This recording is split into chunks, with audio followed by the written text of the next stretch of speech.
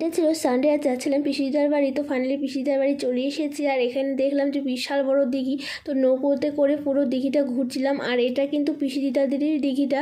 তো মোটামুটি 15 বিঘা জমি জুড়ে এই দিঘিটা রয়েছে। তো তারপরে এই পুকুর মানে সরি দিঘি থেকে এই মাছটা দিয়েছিল আমাদের। আর যে সানডেতে বেরোনোর একটাই কারণ উইকে বাবার একটা দিনের ছুটি থাকে, তো সেটা হচ্ছে সানডে। ওই জন্য আমরা সানডেতেই বেরিয়ে পড়েছিলাম। আর তারপরে দেখো মায়ের দর্শন করে নিলাম ফার্স্টে। আর এখানে এই মেলা কিন্তু অনেক দিনের পুরনো, আর বিশাল বড় মেলা লাগে।